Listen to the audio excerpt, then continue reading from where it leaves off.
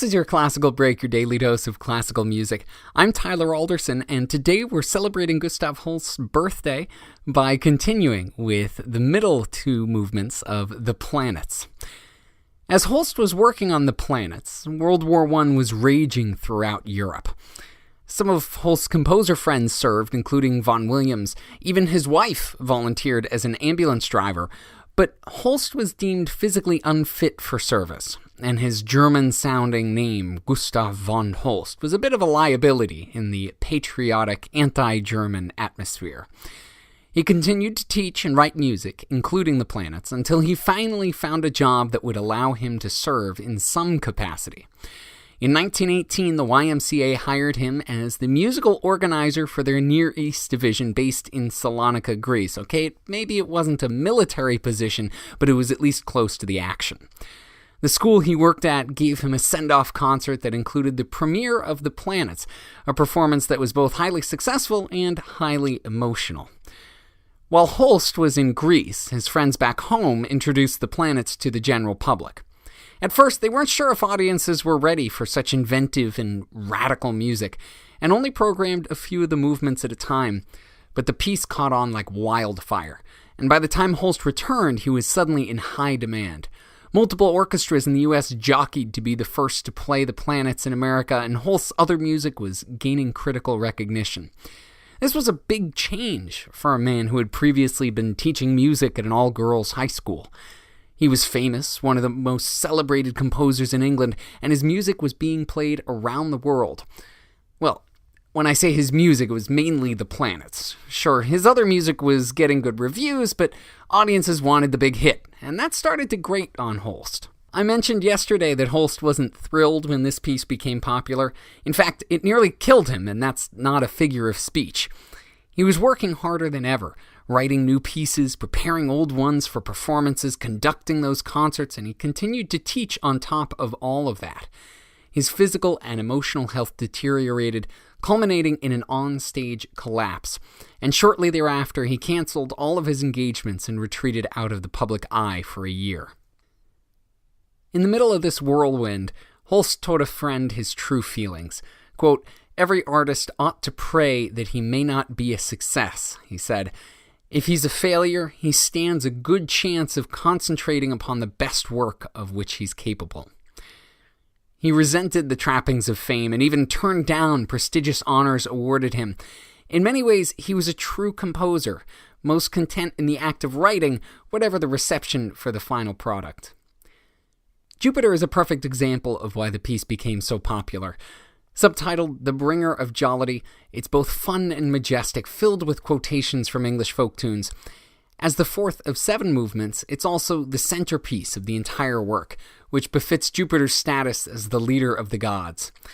The next movement is Holst's favorite, and not surprisingly, it's a more understated affair. Saturn, the bringer of old age, might sound at first like a lament for lost youth, but warms into a celebration of the wisdom and experience gained along life's journey. Holst certainly gained a lot of wisdom and experience in his. Here's the National Youth Orchestra of Canada with Jupiter and Saturn from Holst's The Planets.